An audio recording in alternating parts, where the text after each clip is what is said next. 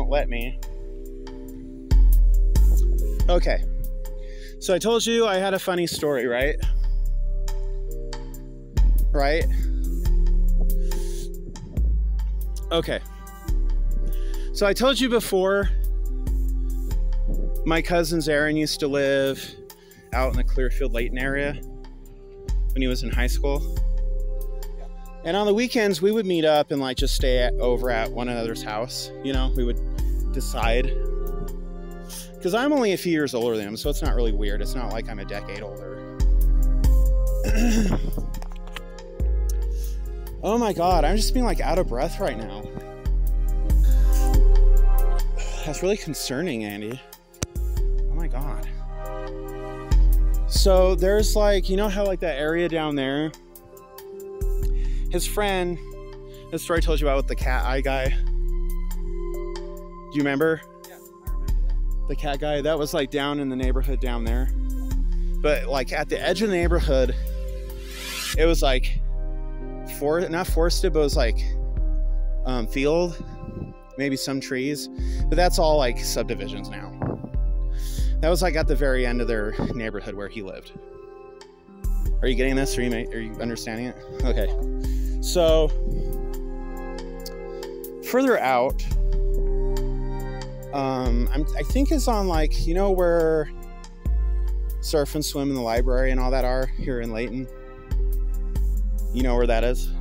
So around there, this is like 20 years ago, there was like more like just little like random patches of like trees, like not enough to be like a forest or an orchard, but it was like I don't know if it had anything to do with how Layton, I think Layton, like Clearfield, used to be an agricultural hub, you know, with like farming and stuff.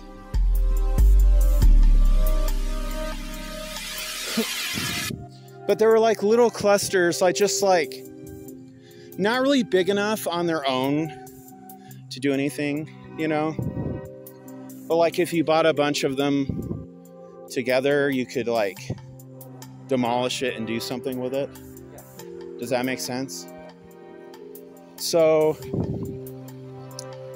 there was like this cluster of trees, and it was only like a couple of trees. It's like if you were right by it, you could hear and see what's going on in it. But if you're like across the street, you would never really know. So they went out that way because they would meet up at the library there. They go to Surf and Swim a lot. They went swimming a lot on the wave machine. And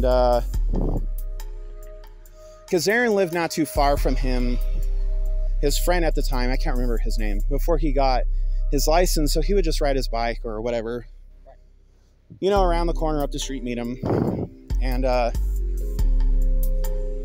they would meet over there, like across the street from the thing they're going to do, which had woods, a small wooded area. And the one friend told me, he said, well, you should just, I know it's a nice area because of the trees, because it was like summertime. It's fucking like 9 in the morning. It was like 80 degrees. So it was hot. It was like June or July, so it's fucking hot. So it's like, his friend was like, you know, I know it's a nice area with the trees and everything for the shade, but you really shouldn't wait there because there's like sex addicts that go in there. And Aaron was like, what? Sex addicts? So, you know, the next time they go to meet up, inevitably he chooses to wait there. Because he's like, I want to see these sex addicts if they exist. And I guess how it was like, imagine this is like the little copse, I know that's how you call it, copse of trees, that if you went straight ahead, turned, and you came through there, you could reach here or come up that way. He was crossing paths with some rough looking guy. Had like a shaved head, I think he told me. Piercings. Didn't think anything of it. Then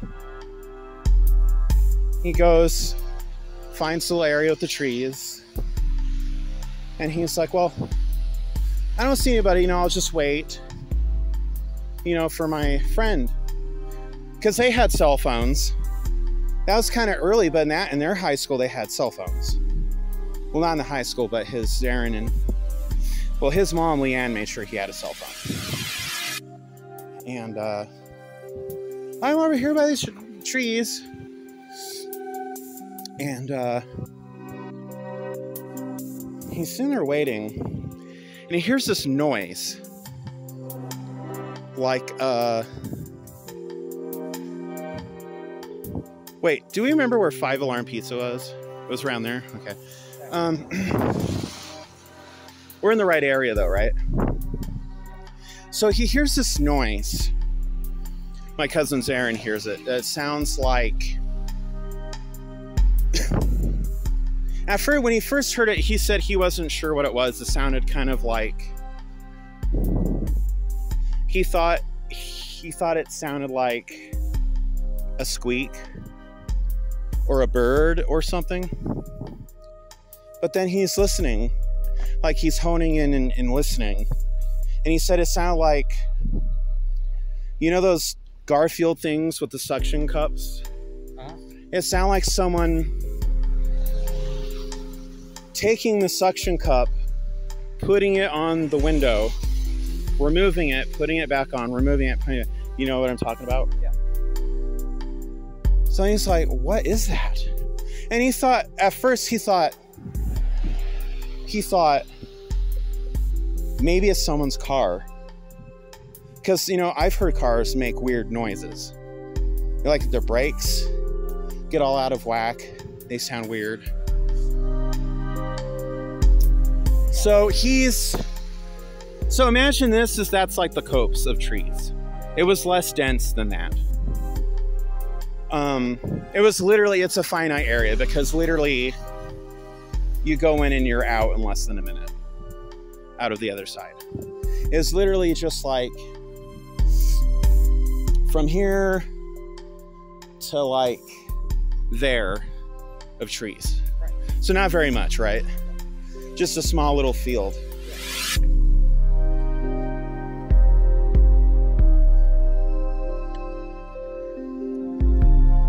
And so he doesn't go in to look in the trees, but he's like examining it. Like, what is that sound I'm hearing? And it sounds like someone pulling, like the Garfield, what, you know, that you put them in your car window? Yeah.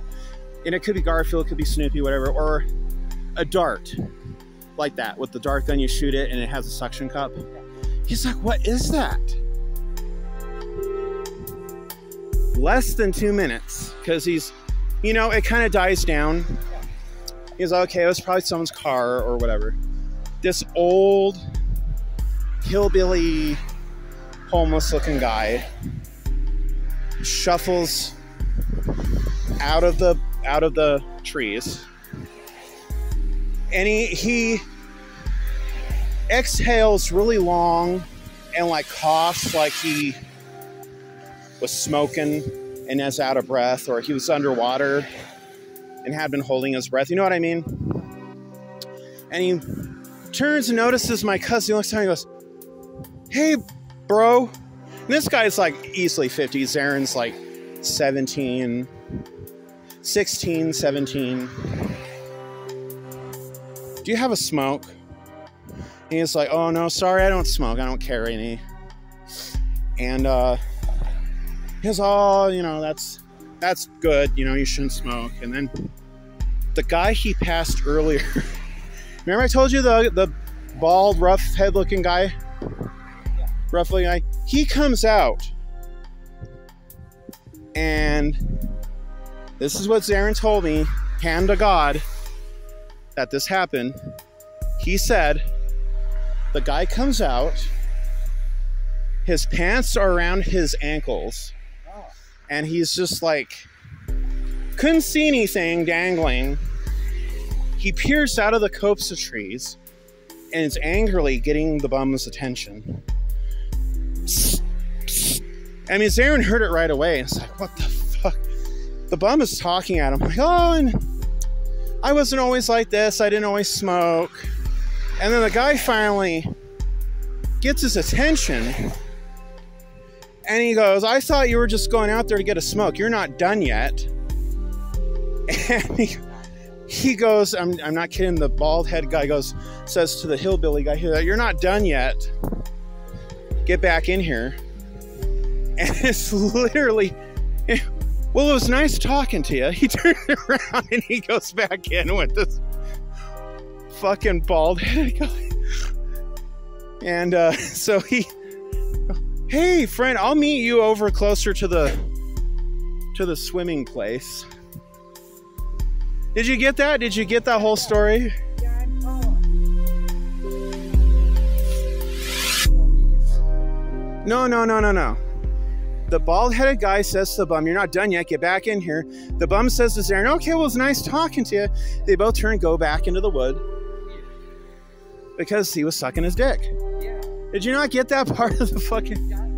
It's a weird thing to see. He didn't see it, he heard it, but he saw them. But I mean, and then the bald-headed guy, he notices it. Oh, hi. Like it's normal. He told me that they're both not shocked, not embarrassed. And apparently he found out that it's a local hookup area where men would go and hook up with other men. And the guy was in there sucking his dick, giving him a blowjob. Wow. And he said the skinhead looking guy looked like he was probably in his 30s or late 20s. And the hillbilly was easily in his 50s, maybe 60s, giving that guy a blowjob. He said the hillbilly was polite and nice. The bald-headed guy seemed mean. When we noticed there, oh, hey man, how are you? Like it was, and he said that it was like they thought it was normal. Wow. Normal behavior. Oh. Where was the restaurant at down there? Yeah, it was down there. Did we fucking pass it?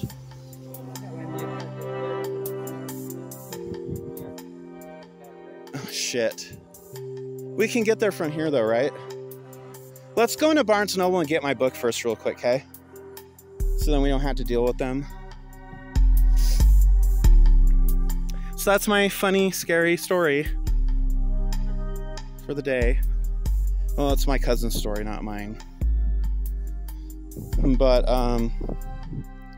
I remember going out there because Zarin told me that, and I was like, no way. He's not a liar. I've never accused him of lying. And he's one person, when people say, oh, they never lie, that's not in their personality. He's not a liar, Andy. Like, he's like me, where he will tell the truth and people get mad at him because he told it like it was. You know what I mean? So I don't think I ever went out that way because I wanted to investigate, but I don't think I ever went out there. But I've seen weird stuff like that in Ogden, where my cousin lives now, where he takes his dog for a walk. I think his dog's named Ty. He's a husky. There's like a little, not really a dog park, but people don't care if you take your dog there. And it's like a mile or two. It's like a mile or less than a mile from where he lives. Actually, I think it's that area out there where the courthouse. Remember we passed that 25th Street? Yeah, so it's kind of like half a mile from where he lives. And he said that guys will go there and they've confused him. They're like, oh, are you my grinder hookup? No, they have. Wow.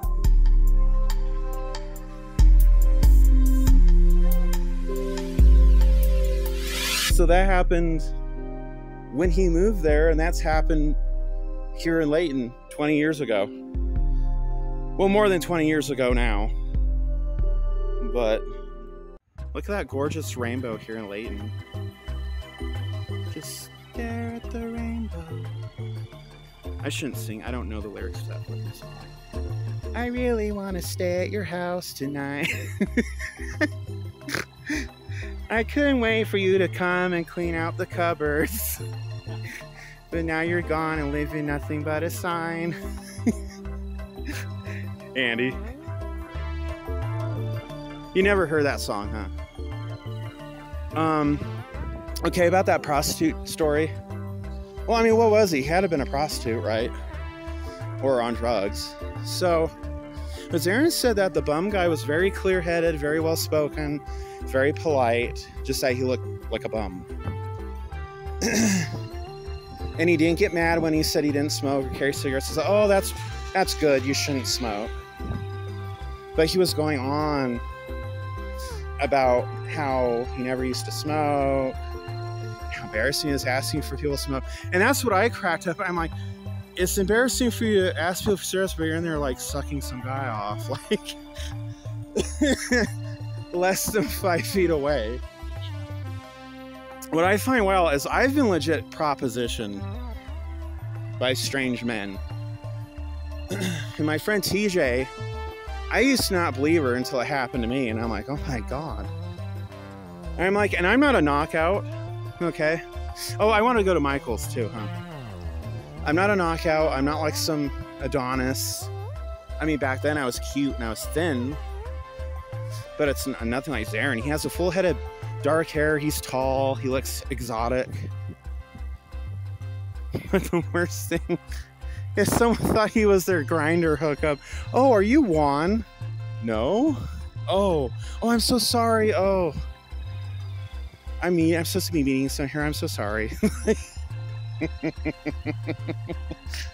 No, he knew it was a grinder meetup. You know, my cousin's not on Grindr, but he knows. He knows all about it. He has gay friends.